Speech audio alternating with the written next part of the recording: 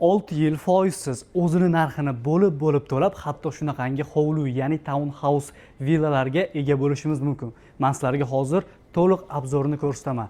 Hatto to'liq mebellari bilan kelgan variant. Biz hozir birinchi etajdamiz, ya'ni ground floorda. Ham zinadan, ham shunaqangi o'zingizning liftingizdan chiqib ketsangiz bo'ladi. Ketdik, men sizlarga buni terrasasini ko'rsatib o'taman. Qarang qanaqa.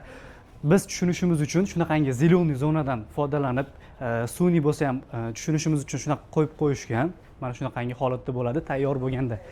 Ketdik, endi detallarini ko'rib chiqamiz. Bu yerda oilaviy bemalol o'tiradigan, maza qilib o'tiradigan joyimiz. Ayollarimizni sevimli joyi oshxonamizga kirishdan oldin shunaqangi eshiklarini qaranglar, qanaqa chiroyli, skromli ishlab ketilgan. Полностью mebel, texnika, bытовой, mikrovolnovka hamma yo'q bilan shunday ko'rib turganingizda beriladi. Juda ham chiroyli. Endi bo'lsa, men sizga mana buni qarang, kir mashinalaringizni. Полностью hamma narsalarga juda ham e'tibor berilgan, hamma mелочевка narsalar shkaflarning ichiga kirib ketadi. Xo'p, bu bo'lsa гостевой sanuzeli.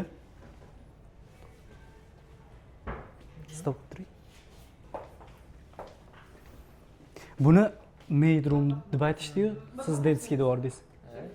Aha. Endi bo'lsa men sizlarga bitta xonani ko'rsataman, yoki detskiy yoki xizmatchilar xonasi qilib qo'ysangiz ham bo'ladi. O'zini shunaqangi shinamgina sanuzeli bilan birgalikda. Endi ketdik ikkinchi etajga. Ikkinchi etajimizda xohlasangiz liftdan, xohlasangiz zinadan va spalnisini ko'rib chiqamiz. Spalnisiga kirganingizda juda ham keng, baland potolok, yorug' oyna, balkoningizdan shunaqangi vidlar. Mana qarang, sanuzelingizda shunaqangi chiroyli, mana shunaqangi vannalardan ishlatilib ketilgan. Vid qarang, xohlasangiz pardani ochib, xohlasangiz yopib, bemalol maza qilib cho'milasiz. Bu yoq tomoni bo'lsa, garderoblari shunaqa katta, hamma kiyimlaringiz shunda kirib ketadi. Ikkinchi spalnini ko'rishga tayyormisiz?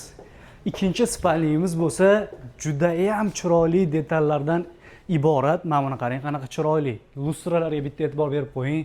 Hammasi did bilan ishlangan. Bu yoq tomonida bo'lsa, shunaqangi katta garderob.